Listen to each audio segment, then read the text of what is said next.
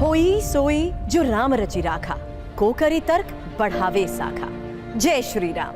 500 वर्षों की प्रतीक्षा के बाद रघुनंदन अवधपुरी लौट आए हैं और इस शुभ घड़ी पर हम आपको मर्यादा पुरुषोत्तम के दिव्य और भव्य राम मंदिर के दर्शन करवाएंगे। तकनीक का जमाना है तो राम मंदिर के 3D दर्शन करने के लिए हो जाइए तैयार। अभी आप जो दिव्य भव्य मंदिर देख रहे हैं, ये राम मंदिर का हूबहू मॉडल है और आस्था के इस शिखर का कण कण साक्षात आपके सामने होगा। विशाल परिसर, भूतल, प्रथम तल, द्वितीय तल पर कहां क्या है, कैसा है, एक एक छोटी बड़ी जानकारी आपके सामने होगी। गर्भगृह, स्तंभ, मूर्तियां, कोई जानकारी नहीं छूटेगी। और इस विशेष 3D दर्शन में मेरा साथ देंगी दो सहयोगी, प्रतिमा और प्रीति।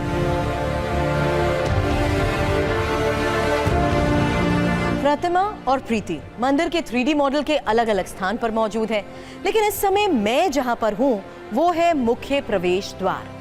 मंदिर के भूतल में मुख्य प्रवेश पूर्व दिशा की ओर से 32 सीढ़ियां चढ़कर इसी सिंह द्वार से प्रवेश होता है। यहाँ का दृश्य राम भक्तों का मन मोह लेने वाला है और सीढ़ियों के दोनों ओर गजराज सिंह और गरुड़ की मूर्तियां सुशोभित हैं। इन्हें राजस्थान के बंसी पहाड़पुर के हल्के गुलाबी रंग के बलुआ पत्थर से बनाया गया है। तो देर क्यों करें, चलिए राम मंदिर में प्रवेश करते हैं। तो सुरभि, जब तक मंदिर के अंदर आए आपको बता दें कि सिंह द्वार के बाद आप भूतल में प्रवेश करेंगे। दरअसल यही वो पवित्र स्थान है जिसके बारे में कहा जाता है कि यहीं 23 दिसंबर 1949 की रात रामलला प्रकट हुए, जहां पर इस वक्त आप मेरी मौजूदगी देख रहे हैं। लेकिन आज यहाँ भगवान का गर्भगृह है। यहीं रामलला के बाल स्वरूप की 51 इंच की श्यामल प्रतिमा है। भक्तों को मूर्ति के 35 फीट दूर से दर्शन हो सकेंगे। रोचक बात तो यह है कि राम नवमी के दिन दोपहर 12 बजे सूर्य किरण रामलला की ललाट को छूती दिखेगी। सुरभि और प्रतिमा ने अद्भुत दर्शन आपको करवाए, लेकिन जब भूतल इतना सुंदर, इतना आकर्षक है, इतना विशाल है कि आप वहां प्रवेश लेंगे तो मन वहीं रम जाएगा। लेकिन प्रथम तल के बिना भी दर्शन अधूरे हैं, क्योंकि देखिए यहाँ आपको श्री राम दरबार नजर आ रहा है, जहाँ सिंहासन पर स्वयं भगवान राम, माता सीता विराजमान है। वहीं श्री राम के चरणों के पास राम भक्त हनुमान बैठे नजर आ रहे हैं। हालांकि दूसरा तल भक्तों के लिए नहीं खुला है, इसे मंदिर के धार्मिक आयोजनों के लिए रखा गया है, इसलिए यहां सभी को जाने की अनुमति नहीं होगी। लेकिन ये तल भी बेहद सुंदर है। फिलहाल निर्माण पूरा होना बाकी है, लेकिन कारीगर 12-12 घंटे काम कर इसे भी पूरा करने के संकल्प में जुटे हैं। अभी तो हमने आपको राम मंदिर के दर्शन बस करवाना शुरू ही किया है, पर अभी क्या क्या देखना, जानना बाकी है। 70 एकड़ के विशाल परिसर से आपको बताते हैं, क्योंकि मुख्य मंदिर 2.7 एकड़ में बनाया गया है, जिसकी ऊंचाई 161 फीट है, लंबाई की बात करें तो 380 फीट है और चौड़ाई 250 फीट। तो देवी देवताओं की आकृतियों से कुल 392 स्तंभों के साथ इससे भव्यता प्रदान की गई है। साथ ही इसमें 44 द्वार हैं, जिनमें 42 स्वर्ण जड़ित हैं। एक बार फिर आपको रामलला के गर्भगृह लिए चलते हैं। यहाँ विशेष ये है कि रामलला के बाल स्वरूप प्रतिमा के दर्शन से पहले चौखट पर इंद्र, कुबेर, ब्रह्मा, महेश की प्रतिमाएं तो 4 फीट के राम भक्त हनुमान भी दिखेंगे और विघ्नहर्ता गणेश भी, जबकि गर्भगृह में मांगलिक चिन्ह, वैष्णव तिलक, चंद्र, धनुष, जय विजय की मूर्तियां उकेरी हुई हैं। इसी तरह समुद्र मंथन की कथा भी कलाकृति से दर्शाई गई है। भव्य राम मंदिर के दर्शन में आपको पग पग पर ये स्तंभ दिखाई देंगे। आपको जानकर भी हैरानी होगी कि रामलला के पूरे मंदिर में इसी तरह के कुल 392 स्तंभ लगे हैं, जिन पर 4500 तरह की शिल्पकलाएं मंत्रमुग्ध कर देगी। अगर एक स्तंभ की बात करें तो हर स्तंभ में औसतन 20 से 24 मूर्तियां भक्ति से भर देंगे।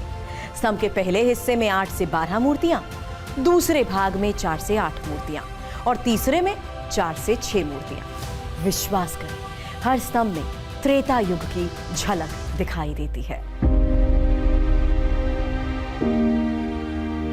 इस राम मंदिर में समूचे भारतवर्ष की छवि देखी जा सकती है, क्योंकि निर्माण में देश के हर राज्य की भूमिका रही। जैसे पत्थर उत्तर प्रदेश से आए, ग्रेनाइट कर्नाटक से, गुलाबी पत्थर राजस्थान से, गर्भगृह में इस्तेमाल हुआ मार्बल भी राजस्थान से ही आया, जबकि महाराष्ट्र से सागौन की लकड़ी, जिनका इस्तेमाल गर्भगृह के मुख्य कपाट को बनाने में भी हुआ है। इसके अलावा दीवारों की बात करें तो यहाँ मूर्तियों को उकेरने का काम उड़ीसा के कारीगरों ने किया है। गर्भगृह में रामलला के दर्शन करें तो 5 मंडप देखना भी ना भूलें। नृत्य, रंग, गूढ़, प्रार्थना, कीर्तन मंडप आपको भूतल में ही मिल जाएंगे।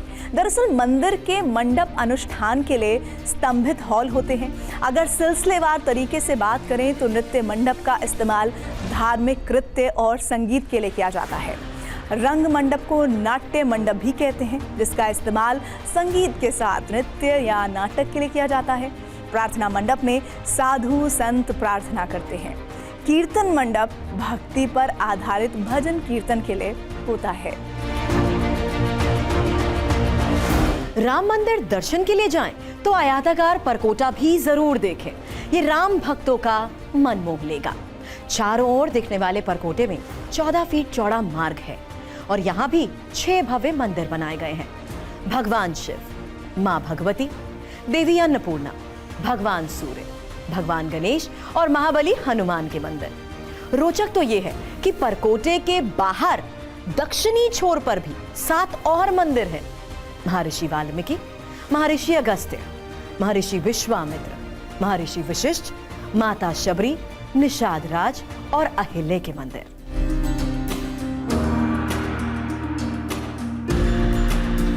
हो सकता है कि मंदिर दर्शन के दौरान आप सभी के मन में सवाल उठ रहा हो कि मंदिर की सुंदरता तो अप्रतिम है, तो मजबूती कैसी होगी। तो इस बारे में भी आपको जानकारी दे देते हैं। मंदिर की मजबूत नींव के लिए दरअसल 15 मीटर तक खुदाई की गई, यानी करीब 3 मंजिला इमारत के बराबर की खुदाई करके मिट्टी को हटाया गया। फिर इंजीनियर्स ने वैज्ञानिक तरीके से एक नई तरह की मिट्टी बनाकर गड्ढे को भर दिया। ये ऐसी मिट्टी थी जो 28 दिनों के अंदर चट्टान में तब्दील हो गई, यानी राम मंदिर की नींव को हम स्टोन फाउंडेशन कह सकते हैं।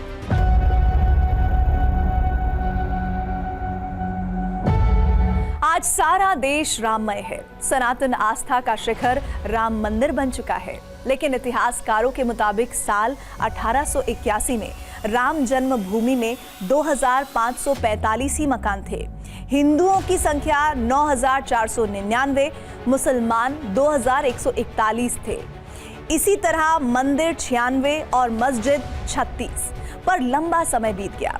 वर्षों के त्याग और तप के बाद जन्म स्थान पर रामलला विराजमान है और समूचा भारतवर्ष हर्ष उल्लास के साथ रामोत्सव मना रहा है। अभी आप जिस राम मंदिर के 3D दर्शन कर रहे हैं, इसका निर्माण नागर शैली में किया गया है। हो सकता है आपने पहले भी इस बारे में कहीं सुना हो, लेकिन हम आपको बताते हैं नागर शैली की विशेषता क्या है। असल में नागर शैली हिंदू स्थापत्य कला की 3 प्रमुख शैलियों में से एक है।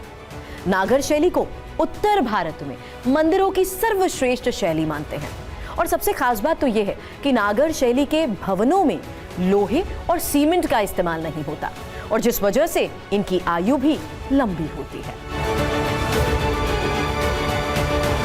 राम मंदिर परिसर में ही कुबेर टीला भी आपको नजर आएगा। कुबेर टीले का परिचय श्री रुद्रयामल में मिलता है। महादेव शिव और भगवती पार्वती के संवाद में श्री राम जन्मभूमि के 43 पौराणिक स्थलों की चर्चा है।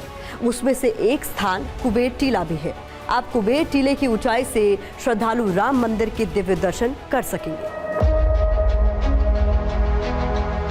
गर्भगृह से सटा प्रदक्षिणा मार्ग 1800 स्क्वायर फीट में फैला है और ये गोलाकार है। ऐसे में मोटे मकराना पत्थर को गोलाई में काटकर लगाना बेहद चुनौतीपूर्ण था। इसके लिए पत्थर को 108 तरह से काटा गया, तब जाकर फर्श तैयार हुआ। सोचिए कितनी बारीकी से मंदिर को ये सुंदर रूप देने का काम किया गया। ऐसा लगता है जैसे जिस तरह त्रेता युग में राम सेना ने लंका जाने के लिए सेतु का निर्माण किया, वैसे ही दिन रात एक कर रामलला का मंदिर भी तैयार हुआ। आज आप जिस भव्य मंदिर को देख रहे हैं, एक तरह से इसके निर्माण की शुरुआत साल 1989 में ही हो गई थी। तब आंदोलन को धार दी जाने लगी थी। उस समय चंद्रकांत सोमपुरा अशोक सिंघल के साथ अयोध्या पहुंचे, लेकिन जन्मस्थान पर प्रतिबंध के कारण माप पट्टी का इस्तेमाल नहीं हो सका, इसलिए कदम से नाप किया। कुल 82 कदम में जगह तय हुई। हालांकि 2019 में सुप्रीम कोर्ट का फैसला आने के बाद इसमें कई परिवर्तन भी हुए। आज जन्मस्थान पर भव्य राम मंदिर का निर्माण हो चुका है, लेकिन 500 सालों तक रामलला ने प्रतीक्षा की। इस दौरान कई पुरातत्व सर्वे भी हुए। एएसआई की टीम ने जब खुदाई की तो कई चौंकाने वाले तथ्य सामने आए। लेकिन अयोध्या का पहला पुरातत्व सर्वे साल 1862-63 पे ही हुआ था। हालांकि उस समय अलेक्जेंडर का निगम बौद्ध स्मारकों की खोज करने के लिए आए थे। बताया जाता है कि इस तफ्तीश में उन्हें विशाख लेख के सिक्के मिले। राम मंदिर की लड़ाई अदालत में 134 साल तक चली। पहली बार 29 जनवरी 1885 को फैजाबाद जिला कोर्ट में याचिका दायर की गई। ये अपील निर्मोही अखाड़े के रघुबर दास ने दाखिल की और दावा किया गया कि चबूतरे पर ही श्री राम का जन्म स्थान है। हालांकि जज पंडित हरिकिशन ने याचिका खारिज कर दी। बाद के साल में यही कानूनी संग्राम देश के सर्वोच्च न्यायालय में पहुंचा और फिर जो हुआ वो आपके सामने है।